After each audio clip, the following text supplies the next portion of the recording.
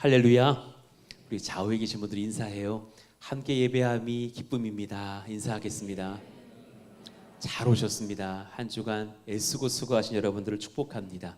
또 어제 교회 청소하려고 했더니 많이 달려와 주셔서 잔디도 다 베고 또 실내외도 열심히 쓸고 닦으면서 교회를 깨끗하게 했습니다. 감사하고 수고가 많으셨습니다. 오늘은 우리의 마음을 한번 살펴보는 시간을 가지려고 합니다. 세 사람을 소개하면서 그 중에 나는 어떤 기질이 이 사람과 유사한가 돌아보시자고요. 바울, 바나바, 마가. 당신은 어떤 사람인가요? 라는 제목으로 말씀을 전하겠습니다. 아까 예배 초반부에 공동체 성경 읽기를 읽으면서 사도행전 15장의 전체 스토리를 보았습니다. 13장, 14장으로부터 이어지는 그런 아시아 선교 이후에 안디옥에서 체류를 하면서 또 있었던 여정들을 소개하고 있죠. 그리고 이제 2차 선교 여행으로 나아가는 여정 중에 있었던 마지막 다툼이 있었던 것을 이 본문이 기록하고 있는 거예요. 한번 표로 정리해 볼게요. 바울과 바나바가 연합해서 아시아 선교를 감당합니다. 성령께서 한 팀을 짜주셔서 표를 보시면 알겠지만 13장 초반부터 14장에 이르기까지 피시디아, 안디옥 교회의 안디옥과 다른 지역이에요. 이고니온과 루스드라, 더베를 거치면서 1차 아시아 선교 여행을 감당하죠. 고난도 많았어요. 예를 들면 유대인들 밖에는 언제라도 있었지만 루스드라 같은 경우를 보면 돌에 맞아서 죽을 뻔했던 그런 상황도 있었어요. 그러면 어디 선교여행 갔다가 돌 맞고 얼마나 두려워요. 이러다 예수님 전하다가 죽을 수도 있겠구나. 그렇지만 더 힘을 내서 선교를 감당했던 바울과 바나바의 그런 여정을 봅니다. 그리고 이제 15장을 맞아서 정리를 해보자면 그 다음 표를 한번 봐주세요. 1차 전도 여행 이후에 4도시를 돌면서 교회들을 세웠고 안디옥에 다시 체류하면서 약 1, 2년을 보냅니다. 성경에 등장하는 13장, 14장은 훅 지나가지만 약 3년에 걸쳐서 AD 46년에서 48년경 선교여행을 감당했던 시간들이고 이제 안디옥에서 체류하면서 그 위대한 이신칭의의 복음, 율법으로서가 아니라 유대인 남자분들 할례 받아서가 아니라 제사, 소, 양 잘 불태워 번제로 드림으로서가 아니라 하나님의 아들 예수를 믿는 믿음으로서 구원받습니다 라는 예루살렘 공회의를 거치면서 사실 이제 유럽 선교로 나가게 되는 발판을 마련하죠. 그랬다가 이 2차 전도 여행은 다시금 기존 교회들을 좀 돌아보자 하는 바울의 제안이었던 거예요. 36절에 보면 각 성으로 다시 가서 형제들이 어떠한가 방문하자 그랬어요. 여러분, 교회는 이 둘을 같이 잘해야 돼요. 전도와 회심시키는 역사도 중요해요. 그런데 그 회심한 분들이 바르게 성도로서 자리 잡고 있는지 교회의 지도와 복음 안에서 바르게 제자가 되어가는 것. 누구의 제자요? 예수님의 제자요. 그리고 선교적인 인생을 사는 그런 삶들로 영적으로 성장하고 있는지. 저희가 주일 예배를 드리는 것은 회심시키고 다듬어가고 하는 것도 있어요. 그렇지만 또 깊이 있게 제자반 카이로스를 하면서 12주, 10주 거치면서 훈련받는 것은 그런 의미도 있는 것을 봅니다. 여러분, 좌우를 같이 잘 넘나드십시오. 여러분들에게 참 유익하답니다. 그러다가 그 마지막 회의할 때 바나바는 마가를 데려가자고 하고 바울은 데려갈 수 없다고 하면서 다툼이 일어나는 거예요. 마가는 자신의 이제 바나바죠. 바나바는 마가가 자기의 사촌 동생이에요. 그러니까 자기 사촌을 데려가고 싶었어요. 그런데 밤빌리아라는 지역에서 1차 선교 여행 기간 이 마가가 동행했다가 저 좀 지쳤어요. 이거 더 못하겠어요. 나 피곤해요. 나 좀 마음이 상했어 이러면서 휙 돌아가 버리는 일이 벌어지거든요. 바울은 이해할 수가 없는 거죠. 본인은 돌을 맞았어도 툴툴 털고 일어나서 다시 십자가 복음 전하려고 가는 그런 뜨거움이 있는데 그 바울의 눈에는 마가가 답답하게 보였겠죠. 함께하기 어렵겠다 하다가 39절에 보니까 심히 다투어 피차 갈라졌다라는 거예요. 여기서 이 심히 다투어 굉장히 아픈 표현입니다. 사도행전을 쓴 사람이 누가예요? 누가는 의사입니다. 저기다 의학 용어를 적어놨어요. 발작하는 경우입니다. 경련 일어나는 경우예요. 파록시스모스라는 것은 막 부들부들 떨리고 목소리가 막 흥분돼 있고 막 얼굴 불그럭불그럭하고 어떤 사람이 지금 치료받아야 될 상태일 정도로 심히 격하게 폭발적인 분노로 서로가 싸웠다라는 것을 이야기해주고 있어요. 그리고 이 둘이 갈라지고 바나바는 마가를 데리고 가고 키프로스로 또 수리아 땅으로는 바울이 실라를 데리고 들어가게 되죠. 오늘 이 지점을 보면서 우리의 성향을 한번 돌아보면서 주님께 맡겨드리는 시간을 갖자 설교하고 있어요. 사도행전 13장 2, 3절을 다시 봅시다. 여러분, 바울과 바나바는 성령이 세워주신 한 팀이에요. 주를 섬겨 금식할 때에 그들이 아시아 1차 선교를 나아가기 전에 성령이 이르시되 내가 불러 시키는 일을 위하여 바나바와 바울을 따로 세우라 하시니 이에 금식하며 기도하고 두 사람에게 안수하여 보내니라. 뜨거운 눈물에 작별이 있었죠. 그래서 이 두 사람이 한 팀이 돼서 1차 선교 여행을 감당하려고 출발합니다. 여러분, 우리가 부부가 될 때도 성령이 한 몸 되게 하셨어요. 한 몸이라고 하는 것은 먼저는 성적인 연합입니다. 잊지 마십시오. 그 사람과 나하고만 한 몸 되어 자녀도 낳고 기르고 살아갈 수 있는 겁니다.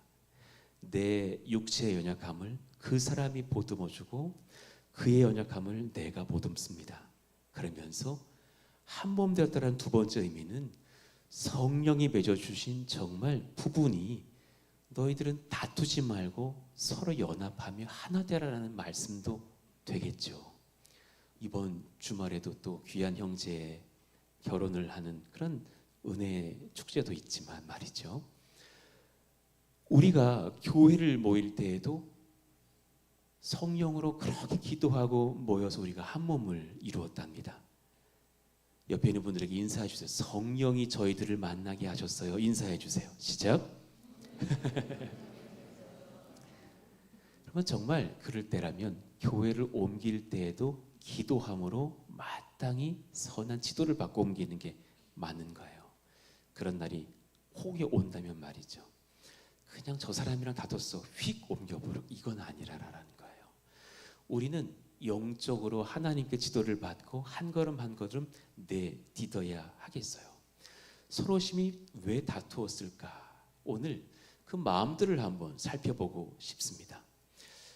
나의 의로 포장된 자아를 봐야 돼요. 한번 읽어봐요. 시작. 나의 의로 포장된 자아, 서로를 향한 무기가 될 수 있습니다. 여러분, 어떤 성향이 여러분에게 지금 강하게 있으세요? 그게 장점일 거예요. 그런데 그게 나의 의가 되면 약점, 무기도 될 수 있음을 봐야 됩니다. 참 귀하게 주신 은혜고 은사고 성품이고 강점이지만 그게 주님께 받은 선물만 돼야지 그게 곧 나야, 난 이걸 잘해, 넌 못해 라고 하면 그때부터 무기가 돼요. 잘 돌아봐야 됩니다. 오늘 우리의 기질을 한번 봐봐요. 바울은 오름이라는 판결문을 든 재판관 같은 성격이 있어요. 성질, 기질이 있어요. 그는 옳은 것은 해야 하고 옳지 않은 것을 잘 용납하지 못했을 사람으로 여겨져요. 원칙의 사람, 바울. 혹시 여기 그런 기질이 있습니까? 길리기아 다소 출신의 아주 명문 가문에서 태어났던 로마 시민권자면서 유대인이고 바리새인이고 사내들인 공회, 재판권을 가진 일원인 사람. 거기까지 젊은 나이에 오기까지 얼마나 많은 공부와 얼마나 많은 인내와 그 사람은 한다면 하는 성질이에요. 예. 뭐 하려고 했다가 어제 잠들어서 공부 못했어요 하는 학생 이해 못할 사람. 예. 그의 삶은 가말리엘의 문화생이었어요. 율법학자 가말리엘은 지식도 지식이지만 삶이 열매인 사람이었어요. 그의 제자가 되려면 지킬 건 반드시 지켜야 되고 안 해야 될 건 안 해야 되는 것을 정말 행할 수 있는 사람. 그러니 그는 지켜야 하는 삶을 살아냈고 지켜낸 삶을 살아낸 사람이에요. 대단히 그것이 은사인 사람이에요. 이 사람에게는 새벽기도 나와야지 늘 나오는 거예요. 비가 오나 눈이 오나 나올 수 있는 사람이에요. 그런데 옆에 어떤 청년이 저도 내일부터 나올게요. 그러고 안 나와. 그러면 이해가 안 돼. 바울은 이해가 잘 안 됐을 거예요. 우리도 막 지금 카이로스 제자반 새벽기도 출석 체크하거든요. 주일엔 다 막 나오시겠대. 다는 아니야. 예. 그래요. 그러면 어떤 분은 또 이해가 안 되고 어떤 분은 이해가 되기도 할 수 있는 걸 봐요. 그는 원칙이 중요한 사람이었어요.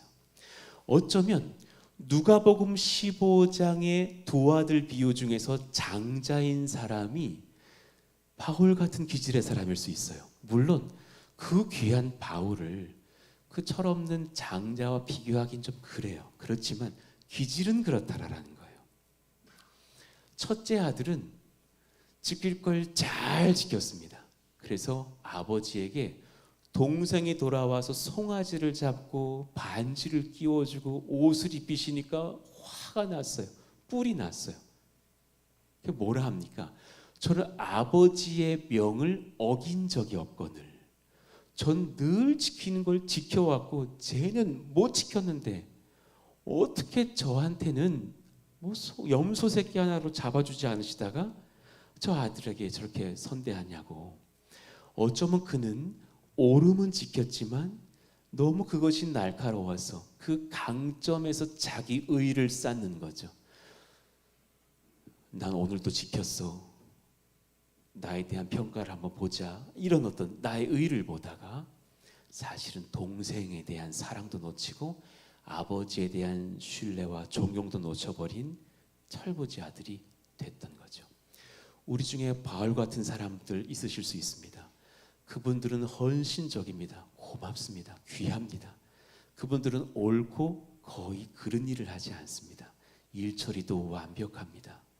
그러나 그것이 너무 날카로워서 누군가를 향해서 되게 연약하다 여기면서 마음으로 입술로 정죄하고 있지는 않은가 봐야 합니다.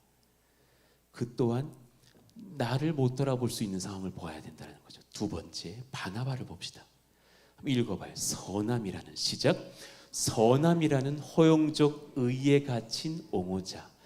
이 바나바를 정의할 때 참 어려워서 많이 고민하고 단어 하나하나를 썼던 것 같아요. 선해요. 그는 참 선합니다. 그는 사랑이 많아요. 그런데 그 선함이 나의 의가 되면 허용적 의가 되는 거예요. 다 옳아요. 저도 약간 그 기질이 좀 있어요. 제가 제자반 카이로스 회의할 때 늘 걸리는 게 뭐냐면 탈락 기준은 무엇입니까? 이런 것들 팀과 세울 때 그냥 다 같이 갑시다. 뭘 탈락이에요. 우리 다 구원받은 인생인데 그러면 안 되는 분들은 안 돼요. 그럼 저도 안 나옵니다. 그건 아니지. 이러면서 사실은 허용이 너무 많아버리면 그것이 자기 의가 되면 너무 단정하는 사람들을 사실 정죄하고 또 다른 누군가를 옹호할 수 있는 걸 봐요. 격려의 사람 바나바였어요. 여러분이 바울의 귀한 기질도 닮으시기를 원하고 바나바의 사랑의 삶도 닮으시기를 축원합니다. 아멘. 자, 옆에 있는 분들에게 축복해 주세요. 바나바의 강점, 바울의 장점 받으세요. 인사해 주세요. 시작. 받으세요. 받으시길 바래요. 그런데 이게 의가 되면 곤란해. 이게 내 것이고 저 사람은 없어, 형편없네, 이래버리면 곤란해지는 거예요. 격려의 사람 바나바, 별명이 있었대요. 바나나가 별명이 아니라 위로의 아들. 위로의 아들. 얼마나 사랑을 많이 주었으면 그를 만난 사람들은 다 솟아나 힘을 얻어. 예, 제가 예전에 이렇게 동역을 할 때 부사수들이 좀 계셨어요.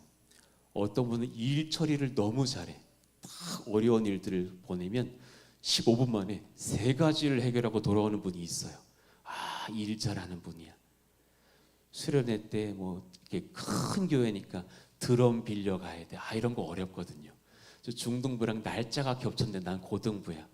저 케이크 하나 사들고 가서 그 드럼 우리가 가져오도록, 그러면은 딱 가서 해결하고 오면 잘했네, 막 이런 분이 있어요. 근데 어떤 분은 일을 보내면 돌아오질 않아. 그분은 만나는 분들하고 30분씩 대화해야 돼. 관계를 참 잘해. 그런데 희한한 건 일은 이분이 잘하는데 애들 위로는 요분이 잘해. 희한한 거예요. 이분은 뭐 일을 시키면 돌아오지 않아. 그는 그렇게 새 일을 맡겼는데 돌아오지 않고 16분을 만나고 돌아오더라, 막 그래요. 그런데 형제 자매들, 고등학교 아이들 눈물 닦아주는 건 이분이 그렇게 닦아주는 거야. 참 그런 걸 봐요. 강단이 다 있는 거예요. 격려의 사람 바나바. 바나바는 사실 사울이 바울 되기 전 손잡아줬던 사람이에요. 모두가 그를 두려워했을 때 그를 신뢰하게 하려고 예루살렘에 손잡고 가서 많은 사람들에게 다리를 놔주고 정말 또 다른 예수님의 사도가 되게 했던 사람. 사실 바울은 그렇게 오늘 그렇게 싸우면 안 돼요. 자기를 고맙게 해준 사람인데 고마워도 해줘야지. 그런데 문제는 자기 조카가 망한 거예요. 특히나 조카를 향한 사랑도 있었겠죠. 그것이 공동체에게는 해가 될 수 있다는 것을 어쩌면 못 봤을지도 몰라요. 여러분, 이건 아십니까? 가끔 교회를 할 때 너무 친한 분들하고 한 팀 되지 않으시는 것도 지혜예요. 뭔 말인지 아실 거예요. 나도 모르게 편애합니다. 나도 모르게 끼리끼리가 돼요. 우리 안의 원칙을 자꾸 주장하게 되어 있습니다. 저도 제가 좋아하는 후배들 저희 교회로 안 데려오려고 몸부림을 한 거 있어요. 예, 물론 그분들도 잘 오지도 않지만 안 데려오려고 해요. 척하면 아는 사람들도 있어요. 내가 어떻게 설득해서 데려올 수도 있었겠지. 안 그래요. 안 그렇게도 하셔요. 오히려 여기서 모르는 사역자들과 모르는 성도들과 함께 만나면서 함께 연합함이 훨씬 복되다라는 것을 알게 돼요. 그 마가를 그렇게 품고 싶었지만 사실은 바울과 갈등하게 됐던 것을 봐요. 바나바의 가장 큰 강점은 선함과 포용력이에요. 근데 기독교인들이 이 실수를 정말 많이 하는 것 같아요. 저도 마찬가지예요. 저도 이 죄를 많이 저질렀어요. 내가 사랑이 많기를 원하고 사랑하려고 몸부림할 때 사랑이 부족하다고 여겨지는 분이 내 눈에 보이는 죄.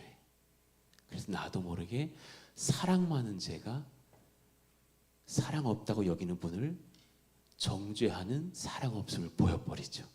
아이러니한 거죠. 저렇게 원칙밖에 모르나? 찔러도 저 사람 피도 안 나올 사람이야. 그러면서 나는 중얼거리는 사랑 잃어버림을 내가 보이더라는 거죠. 우리는 어떠했는지. 그 위로의 아들이라 부름받았던 바나바가 그 시간 바울을 위로하지는 못했고 격하게 다투고 떠났다라는 거예요. 여러분 알잖아요.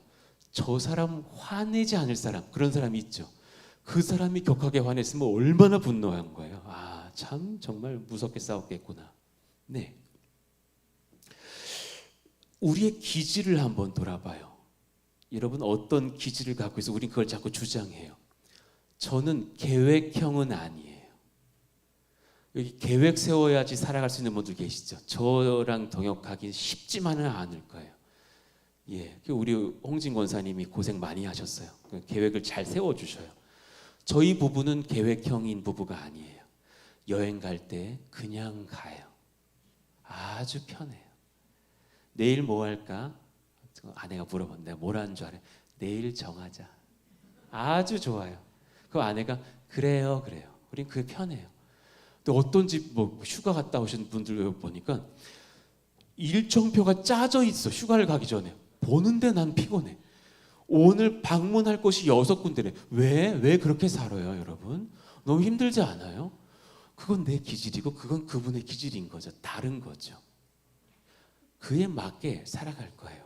어떤 분은 관계적이고 어떤 분은 일적이고 어떤 분은 내향적인, 여기 좀 내향적인 분 손 한번 들어봐. 내향적인 분은 손을 적게 들게 돼 있어요. 왜냐면 안 들어요. 지금 50명은 내향적일 텐데 4분 드셨거든요. 그걸 왜 들려고 해요? 내가 틀렸지. 왜 들라고 해? 내향적인 분은 들지 않아요. 외향적인 분 들어봐요. 다 내향이군요. 다른 걸 봐요. 그렇잖아요. 네. 어떤 분이랑 내가 통화하고 싶은데 그분 외향이거든요. 전화를 할 수가 없어요. 계속 통화 중이에요. 바쁘시네. 그리고 1시간째 전화해봤더니 지금은 통화 중. 바쁘시네. 계속 바빠요. 그분이랑 이틀 뒤에 했다니까. 통화가 그분 되게 바빠서 어제 바쁘셨냐고. 하나도 안 바빴다 그러세요.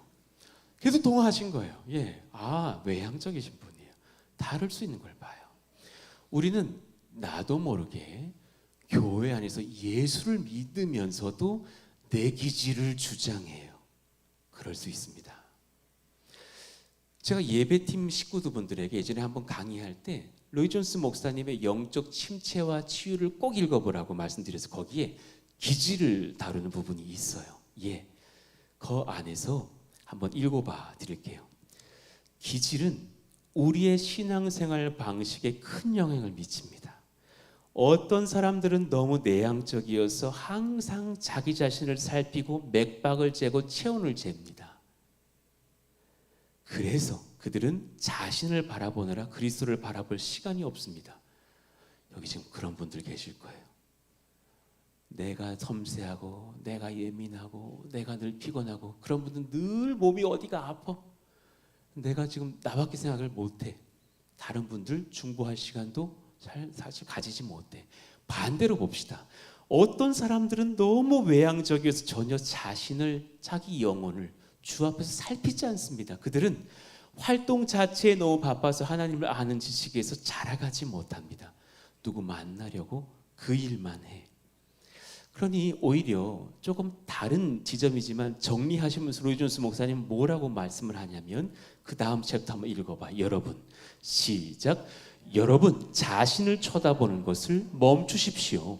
자신에게 그리스도의 말씀이 설교하게 하십시오. 내 영혼아 어찌하여 낙심하며 불안해하는가 라고 물으십시오.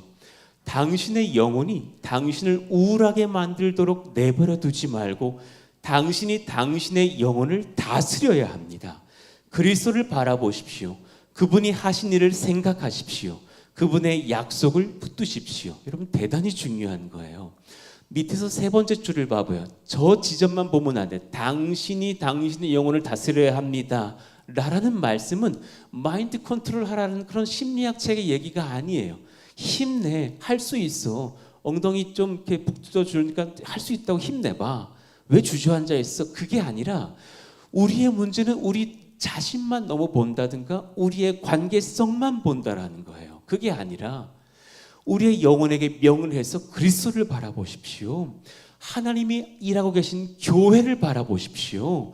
그 안에서 그분의 약속을 붙들고 일어서서 내 기질을 딛고 서는 역사 일어나야만 합니다. 할렐루야. 이 말씀하고 있는 거예요. 내향적여도 주를 배우기 원하면 그 내향을 존중해 드릴 테니까 제자반 나와야 되는 거죠. 건들지 마세요. 난 샤이해요. 평생 샤이하다가 넌 천국 갈 때 넌 뭐 하다니 전 샤이해서 아무것도 안 했어요. 주님 말 시키지 마세요. 전 샤이해요. 이럴 거냐고요. 아니라라는 거예요. 넌 뭐 하다니 전 전화를 하다 왔습니다. 전 매일 20통씩 전화를 했어요가 아니라 때로는 오늘은 홀로 있게 된다면 홀로 있어더라도 뭘 준비해야 되고 누구를 만나 신방해야 되고 뭐 할 게 있다라는 것을 봅니다. 나의 기질이 넘어서는 지점들이 필요해요.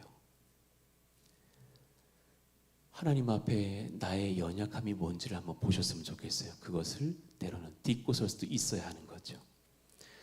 카이로스 훈련을 받아보면 조금 이렇게 기질상 어떤 분들은 자꾸 뭘 자꾸 이렇게 시키시나요? 막 그래. 해야지. 어떤 분들은 더 해야 된다 그래. 적당히 해야지. 너무 이건 약하다 그래. 더 센 훈련을 원한다신다. 그런 분도 있어요. 조화가 필요한 것을 보죠. 나의 기질을 볼 것이 아니라 그리스도의 나라와 공동체를 보고 함께 나아가야 되는 것을 봅니다. 마가를 봅시다. 마가는 참 고민 많이 이렇게 적어봤어요. 예수님의 거룩한 증인이 될 사람. 그러나 아직은 미성숙한 자. 전 저희 교회가 아직 젊은 분들이 더 많으시기 때문에 전 마가 같은 분들 저를 위시해서 많다고 봐요. 한번 읽어봐요. 시작. 예수님의 거룩한 증인이 될 사람. 그러나 아직은 미성숙한 자. 여러분 교회에 어쩌면 저도 연약하지만 제 설교를 듣고 아멘하고 저 설교에 은혜 받았다고 해서 여러분이 그 사람 된 건 아니에요. 이걸 아셔야 돼요. 젊은 분들은 그 설교 듣고 은혜를 받으면 바로 내가 그 사람 된 줄 알아요. 살지 못하면서 그 은혜의 기준으로 누구를 바라볼 수도 있다는 걸 봐야 돼요. 이 마가를 연구해 봤을 때는 가문이 좋았어요. 예루살렘에서 부유한 신앙의 가정에서 자랐어요. 어릴 때부터 예수를 믿었겠고 가까이에 일꾼들 리더들이 너무 많았어요. 왜냐하면 마가의 다락에서 모였거든요. 그러니까 옆에 베드로 선생님 계시고 옆에 사도 바울 계시고 막 누가 선생님 계시고 막 이러니까 그 사람이 나인 줄 알고 사는 청년인 거예요. 그런데 삶은 그렇지 않을 때가 많아요. 제일 연약한 자들이 바로 저 같은 사역자들이에요. 우린 그렇게 설교하고 하지만 사실은 살아야지 못하면서도 살아낸 줄 알 때가 많아요. 그러지 않아야겠어요. 저렇게 사역자들 면접할 때 말을 너무 잘하는 분들 저 좀 겁나요. 막 거의 사도 바울이 내 앞에 와 계시던데요. 다 할 수 있대요. 설교 잘할 수 있대요. 신방 잘할 수 있대요. 뭐 잘할 수 있대요. 다 하겠대요. 목사님께 충성하겠대요. 그런데 교회를 보니까 1년, 2년마다 옮겼어. 왜 이렇게 자주 옮기나 그러니까 마음에 안 들어서 옮겼대요. 뭔가 좀 이상한 거예요. 또 방금 충성하겠다고 저에게 말씀하시지 않았나요? 예. 근데 지난해부터 올해 1년 있고 교회를 옮기셨는데 지난해에 요맘때쯤 그 목사님께 충성하자고 말하지 않으셨겠습니까? 했대요. 왜 옮겼냐 그러니까 충성할 분이 아니래요. 그럼 나도 그런 사람 때문에 충성 안 하시겠네요? 그분이 말이 없는 거죠. 우리는 정결하게 우리 자신을 볼 필요가 있어요. 내가 그 말씀에 아멘 한다고 해서 내가 그 사람 된 건 아닙니다. 나는 정말 초서복종시킴으로 그 사람이 되도록 엎드려져야 되는 거예요. 마가는 가능성을 자꾸 언급하면서 행실은 연약하고 말이 앞섰을 가능성이 있어요. 추측컨대 행함보다는 말로 자신의 연약함을 포장했을 사람이에요. 우리 가운데 이런 기질 많지 않습니까? 내 안에 마가가 있어요. 전 너무 많아요. 난 이 세 사람의 기질 중에 마가 기질이 제일 많은 것 같아요. 연약한 것 같아요. 옆에 있는 분들에게 인사해 주세요. 혹시 제가 마가는 아닌가요? 인사해 주세요. 시작. 말은 잘해. 이전에 우리 김희지 목사님, 여러분들 말은 잘해. 행하는 사람은 많지 않아. 말은 잘해.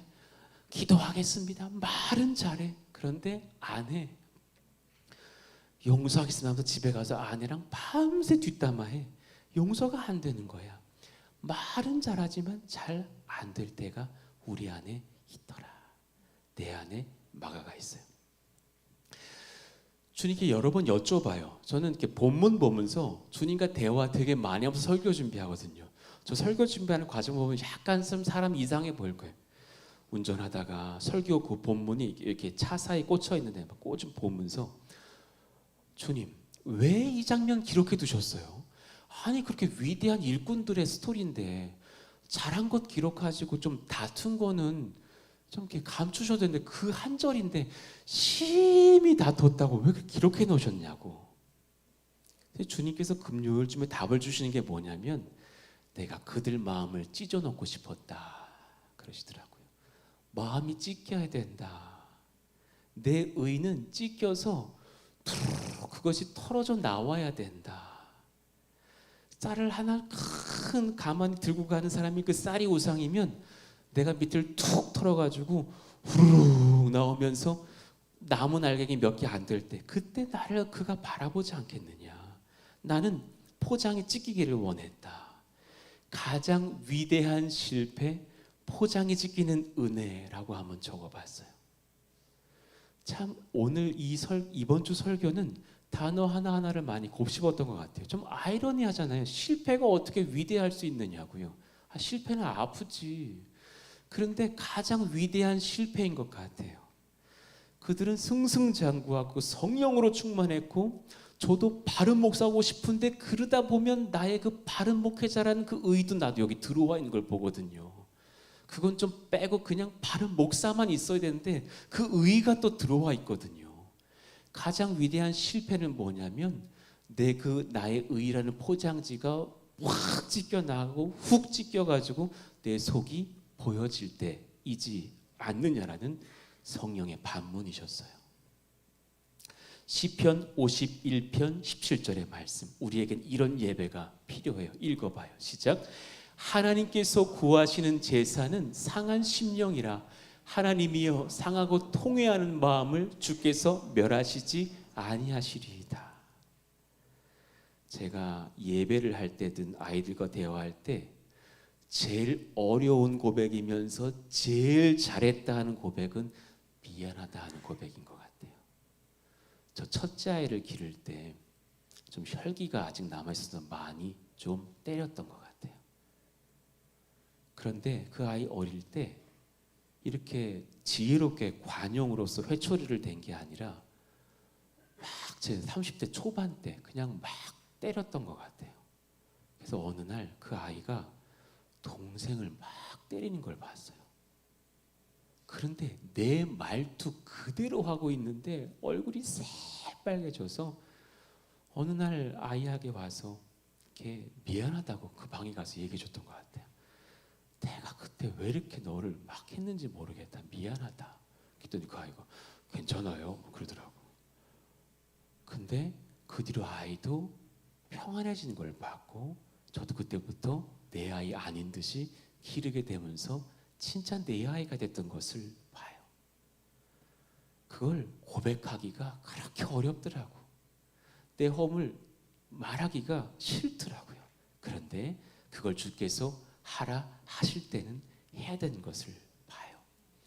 주님은 지금 각자에게 오셔서 저는 여러분 잘 모르지만 여러분 성령은 여러분 아시니까 여러분에게 그걸 툭 터넣으라고 후루룩 쏟아지게 해 놓으라고 말씀하고 계시는 거예요. 바울은 원칙이라는 포장지가 찢어지자 동역자마저 품지 못하는 자기의 사랑 없음을 보게 되었죠. 바울이 사랑 없지 않죠. 사랑이 있지만 원칙 앞에서 사랑 없음을 보면서 회개하게 되는 것을 그도 봐야만 했던 거죠. 나의 원칙이 사랑을 가리는구나. 분명히 그가 고백했던 고린도전서 13장 14장의 그 사랑장과 은사에 관한 이야기는 이런 나를 돌아보면서 논의에 썼을 확률이 높다고 봐요. 바나바는 다 허용해주고 싶어요. 저에게도 이런 마음이 되게 많은데 가끔 원칙이 없을 때도 있는 걸 보거든요. 선함이라는 포장지가 찢어지자 형제와 갈라서는 자신의 기준 없는 옹졸함을 보게 했어요. 내가 사랑했지만 결국은 기준이 없어서 함부로 대하면서 공동체를 휙 이탈해버렸던 선교의 어린 청년, 내가 사랑하는 나의 생질 마가를 끝까지 품으려고만 했구나. 아니 원칙 없이 내 사촌 동생 품으려다가 성경을 신약에서 13권이나 기록하는 바울 품지를 못했구나라는 넓은 마음으로 사랑하려다가 위대한 사도 하나를 품지 못하는 옹졸함을 보는 아이러니가 있는 거죠. 보통 내기요, 일자라는 일꾼들, 사랑하는 분들이 교회에서 다투게 되더라니까요. 탁월한 분들이 탁월함으로 무장되다가 다투지 연약한 두 사람이 싸우는 경우는 보통 없어요. 보통 위대한 어느 일을 감당한 어느 집사님과 어느 누가 싸우고 갈등하기도 하더군요. 우리 잘 돌아봐야 되겠어요. 마가는 가능성이라는 포장지가 거절당했어요. 그 공동체 선교행에 끼지 못하게 되었어요. 그랬을 때 대단히 난 어이없어 했을 것 같아요. 말과 행실이 일치하지 못하는 삶의 연약함을 정면으로 마주하면서 대단히 말 많이 했을 것 같아요. 저 말 많이 하면서 변명 많이 한 사람들을 볼 때 속으로 느껴요. 나도 그렇지만 마가구나. 자, 생각해 봐봐요. 그 장면으로 타임머신 타고 가봅시다. 마가가 등장하지도 않았다니까요. 마가가 이 선교 여행에 들어오자마자 말자 이거 고민하다가 바울과 바나바가 심히 다퉜어요. 그 상황을 나중에 듣고 마가는 대단히 언짢아했을 겁니다. 속으론 자기 연약함 때문에 이 사단이 나는데도 불구하고 그때 제가 너무 죄송했습니다. 저 때문에 싸우지 마십시오. 선고합니다. 하면 될 일인데 내가 간다 그랬어? 내가 간다 그랬냐고. 왜? 이거 드라마 보이지 않아요? 젊은 분들 내가 했을 말 같지 않아요? 왜 난리야? 왜 싸고 난리야? 안 간다고. 나 왜 그래? 이런 막 말은 계속 나오는 우리의 그런 모습들이요. 네, 내려놔야 돼, 찢어야 될 필요가 있는 거예요. 그것을 툭 찢으십시오. 찢겨져야 돼요. 후루룩 쏟아졌다고 난 연약해야 되는 것을 인정해야 돼요. 저 개척 초기 때 이상한 병이 하나 있었는데요. 나는 실수도 없고 흠도 없는 개척교회 목사여야 된다는 생각을 자꾸 했었어요. 그래야지만 우리 교회는 부흥할 거야 라는 이상한 착각이 있었고 우리 교회의 모든 행보는 흠이 없어야 된다라는 생각을 했던 것 같아요. 물론 그 생각을 우리가 다 하잖아요. 그런데 건축의 과정에서 사람을 내가 잘못 정했다라는 그런 아픈 현실을 마주해야 됐을 때 이게 감당이 안 되는 거예요. 내가 잘못 사람을 선택했다라는 생각을 하게 되면서 마음이 막 무너지는 것을 봤고 계속 부정하고 싶고 아니야 그런 게 아닐 거야 막 어떻게 변명해야 되나는 생각이 막 들어왔어요. 그런데 그렇지 않다라는 것을 성령께서 인정하게 하시면서 엎드러지는 어느 날에 설교를 했던 것 같아요. 눈물을 줄줄 흘리면서 기억나는 분들 소수 계실 거예요. 펑펑 울면서 내 마음이 많이 아프다고 내가 더 여쭙지 못했던 것을 인정한다고 내가 잘못 선택했습니다 라고 말하면서 여러분 우리 같이 저를 용납해 주시고 같이 회개함으로 또한 주의 은혜를 구합시다 하면서 같이 눈물 받아가지고 기도했던 예배가 있었어요. 그때 너무 내 마음이 주님 앞에 간절해서 마이크를 내려놓고 세 가족이 두 분이 맨 앞줄에 앉아 계신데도 불구하고 손을 앞뒤로 뻗고 완전 누워서 기도했던 것 같아요. 그분들이 나중에 찾아와서 깜짝 놀라더라고. 이 교회 매주 이렇게 오순절처럼 기도 안 해서 너무 놀랐었더라고. 목사가 이러고서 기도를 하고 있으니까 바닥에 누워가지고 무릎 꿇는 게 아니라 완전 누웠다니까요. 주님 저 같은 연약한 자를 어떻게 제가 감당합니까? 주님 좀 저를 덮어주십시오 하면서 막 울었던 것 같아요. 저는 그 뒤로 실수한 게 많아요. 실언도 했던 것 같아요. 연약한 결정했다가 후회한 적도 있어요. 그렇지만 이건 알아요. 하나님 앞에 인정하고 나아갈 때에 하나님은 덮으시며 우리를 성령의 교회로 지도하실 줄로 믿습니다. 아멘. 그 터져짐의 역사가 필요해요. 고린도전서 4장 5절 말씀 읽어봐요. 시작. 그러므로 때가 이르기 전 곧 주께서 오시기까지 아무것도 판단하지 말라. 그가 어둠에 감추인 것들을 드러내고 마음의 뜻을 나타내시리니 그때 각 사람에게 하나님으로부터 칭찬이 있으리라.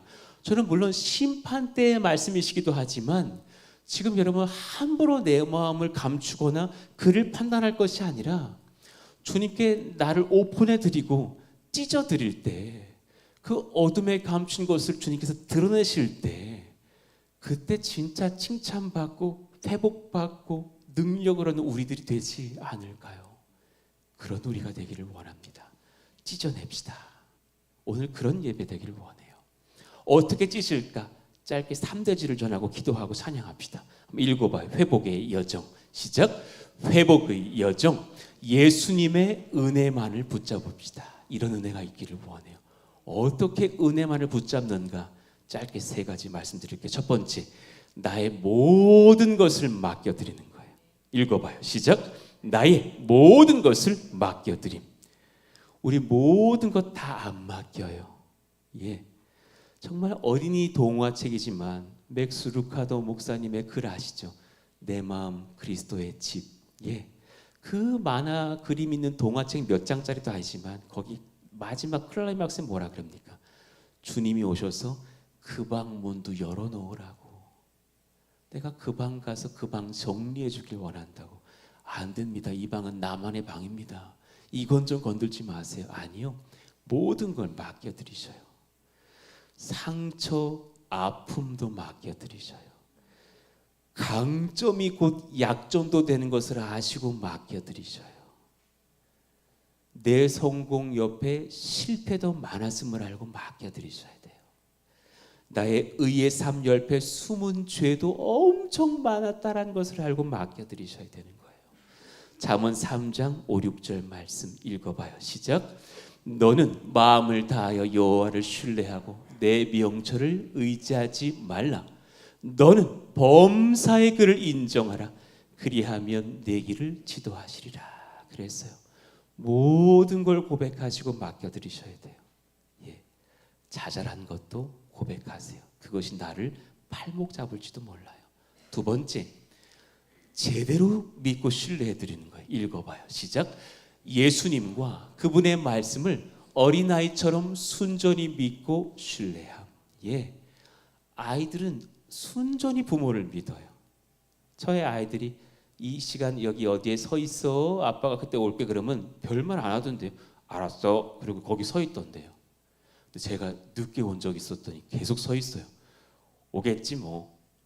올 줄 알았어. 근데 아빠 많이 늦었네. 그렇지만 기다려요. 아이들은 되게 단순한 걸 봐요. 아이들이 어릴 때 무슨 사다리를 오르다가 겁나니까 뒤돌아서 저에게 이러고 있어요. 아무 말도 안 했어요. 이러고 있어요. 안아달라는 거예요. 그럼 순전히 주님께 안겨보셨습니까? 그게 예배예요. 완전히 안기셔야 돼요. 우리는 안 믿는 분은 없는데 다 믿지 못할 때가 많은 것을 봐요. 순전히 믿고 그분을 신뢰할 수 있는 마음이요. 마가복음 10장 15절, 하나님의 나라를 어린아이와 같이 받들어야 된다고. 완전히 믿어라. 여러분, 주님께서 여러분 재정을 완전히 책임지세요. 완전히 책임지신다는 것을 믿으시면 아멘. 거기에 아멘 하셔야 되는 거예요. 그래야 오늘 드릴 수도 있고 평안하고 감사하고 자유하고 행복해요. 주님이 여러분의 영과 육을, 건강을, 자녀들의 앞길까지 완전하게 붙드시고 책임지셔요. 할렐루야. 그래야 결혼시키고도 기뻐하고 며느리 축복하고 사위 축복할 수 있는 거예요. 그 아이들이 아직 어려서 부모님 마음에 흡족하게 들어오는데 20년 걸려요. 보통 내게 20년 걸립니다. 내 며느리 내 마음에 들 때까지 20년 걸린다 그랬어요. 그 전까지는 가만히 한번 지켜보겠어 이러면 큰일 나요. 맡겨드리고 축복해 줘야 되는 거죠. 그래야 가정이, 아이들 가정도 평안해지는 거죠. 완전히 맡겨드림, 신뢰함. 네. 영적 침체에 빠지는 이유는 실제로는 주를 믿는다면서도 속으로는 나를 바라보고 나를 기대하고 나의 의를 신뢰하기 때문입니다. 잘 돌아보셔야 돼요.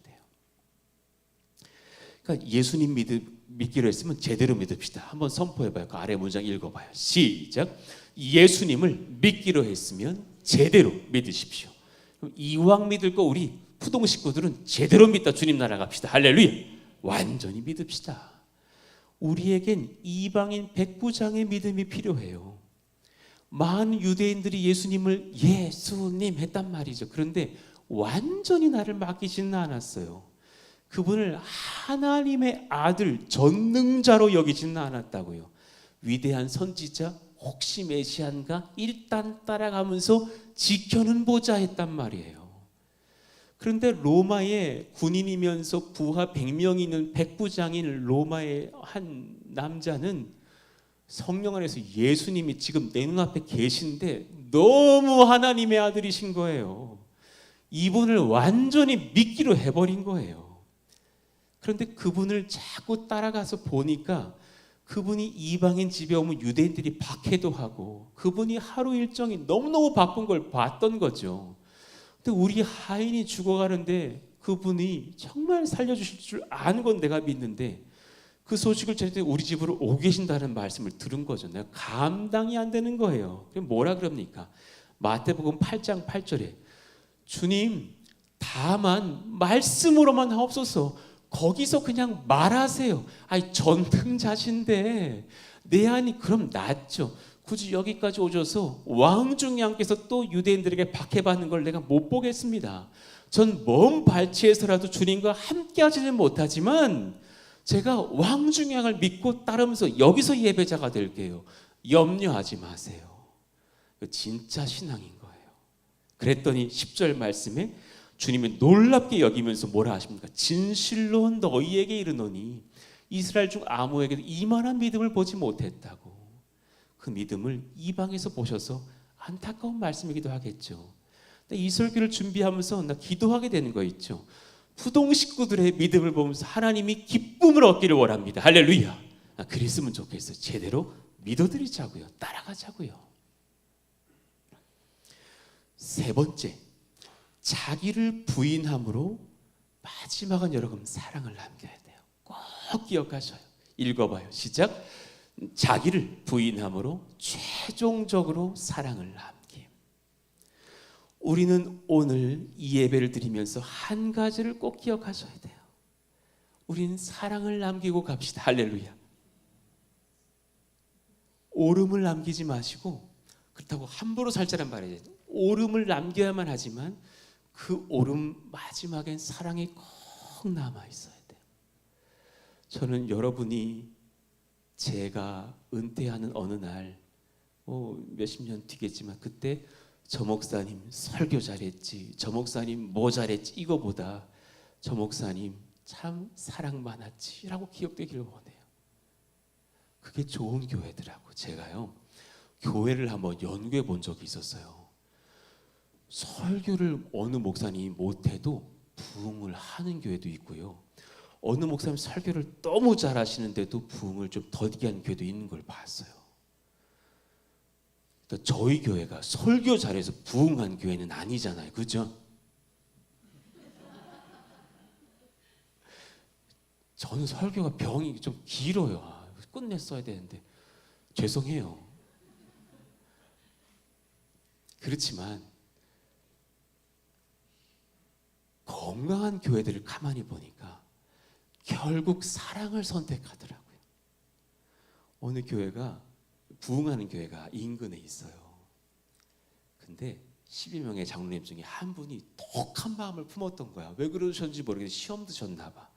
그래서 막 장로님들을 모함하고 담임 목사님을 어렵게 하는 일을 막 벌이셨대요. 그래가지고 그 일이 다 밝혀지면서 장로님, 그 A라는 장로님이 죄를 졌고 실수했다는 게 다 드러나 버렸대요. 그래서 목사님을 위로하고자 또 다른 장로님들이 목사님, A라는 장로님을 장로님 직위에서 해임시키십시다. 그랬더니 목사님과 또 다른 장로님들이 같이 결의했대요. 절대로 그러지 말자고. 우리 그분을 품고 함께 가자고. 그분이 우리를 아프게 한 건 사실이지만 그분을 장로로 세우신 건 성령님 아니시냐고. 우리 그렇게 하자고 하면서 용납하고 사랑하기로 해서 그분 아직도 함께하고 계시고 그 사랑에 빚진 마음에 충성을 다하신대요. 난 우리 교회가 사랑 많은 교회이기를 원해요. 할렐루야. 옆에 있는 분들에게 선포해 주세요. 더 사랑해 드릴게요. 선포해 주세요. 시작. 그러니까 내가 많이 부족했죠. 더 사랑해 드릴게요. 예, 그런 교회이기를 원해요. 결국 나중에 노년에 바울이 뭐라 합니까? 귀한 고백을 한 가지를 해요. 디모데 후서 4장 11절. 이거 되게 참 깊이 고민해 볼 말씀인 거예요. 네가 올 때에 디모데야 마가를 데리고 오라. 그가 나의 일에 유익하니라. 이건 사과기도 해요. 용납의 표현이기도 해요. 미안하다. 그때 내가 너무 혈기를 부렸다. 마가는 그 뒤에 바나바를 한창 따라다니다가 성경을 연구해보고 또 역사의 기록들을 연구해보고 하면 이후에는 베드로를 쫓아요. 베드로 사도가 그를 데리고 다니면서 그런 어떤 역사의 속사들의 기록들을 보면 마가는 베드로의 설교를 많이 기록했대요. 그리고 그런 기록 속에서 베드로는 늘 예수님 이야기를 했겠죠. 설교 중에. 결국 그는 마가복음을 기록하지 않습니까? 그리고 나서 또한 노년에 바울에게 가서 통역하는 것을 봅니다. 이런 변화가 있구나. 이건 단지 용서만의 고백이 아니라 한때 저 청년 쓸데없어, 쓸모없어라고 내쳤던 바울의 그를 향한 완전한 신뢰의 회복이기도 하면서 자기 찢음이기도 하면서 뜨거운 동역의 요청이기도 하죠. 자기 오를 권리를 십자가 앞에서 부인하면서 사랑을 남긴 결과가 아닐까요? 저는 여러분들에게 할만하 아니었으면 좋겠어요. 우리 할 말은 많아요. 네, 괜찮아요. 사랑으로 다 용납할 수 있어요. 나의 머리로 불을 끌 수 있습니다. 걱정하지 마십시오. 그렇지만 할 말은 많지만 다 덮고 그분을 남겨드릴 수 있는 사랑의 공주 되기를 예수 이름으로 축원합니다. 그게 진짜일 거라고 저는 믿어요. 디트리히 본헤퍼의 성도의 공동생활 꼭 한번 읽어보시기를 원해요. 그 중에 섬김이라는 챕터 1부를 읽고 마무리하겠습니다. 여러분 같이 한번 앞을 같이 읽고 뒤는 제가 할게요. 우리 저 장면 읽어봐요. 시작. 형제의 짐이란 무엇인가? 그것은 우선 그가 지닌 성품 전체입니다. 일부가 아니라 전체. 좋은 성품은 받고 계속이요. 연약한 성품은 거절하려 하지 마십시오. 더 나아가 한 인간이 진 연약한 행실의 짐도 함께 지려 합시다. 그리스도인은 형제의 짐을 져야 함이 마땅합니다. 예수님께서 나에게 그러하셨기 때문입니다. 남편의 연약함을 받아줘야 됩니다. 그 남편이 양말을 꼭 거기다 벗어줘요. 20년째 잔소리하지 마시고 20년째 주워주시면 됩니다. 그럼 안 싸워요. 하나의 비유지만 교회를 그렇게 품어야 됩니다. 이제 제가 한번 읽어봐 드릴게요. 예수님께서는 나의 악한 성품과 거짓된 행실을 자신의 것으로 여기시며 십자가 앞에서 죽임을 당하셨습니다. 우리는 형제를 바른 길로 인도하되 그를 부인하지 말고 한 몸으로 받아들여야 합니다. 그는 형제를 예수님께서 그를 받아들이신 것처럼 받아들이고 그를 위해 하나님께 감사해야 합니다. 하나님 아버지께서 독생자 예수 그리스도 안에서 우리의 모든 죄와 궁핍을 짊어지셨습니다. 같이 읽어봐요. 그러므로 시작. 그러므로 우리도 형제를 우리의 짐으로 짊어져야 합니다. 좋은 것만 받고 아니면 다투지 마시고 짊어지고 함께 나아갑시다. 우리 한번 자리에서 일어나시기를 바랍니다.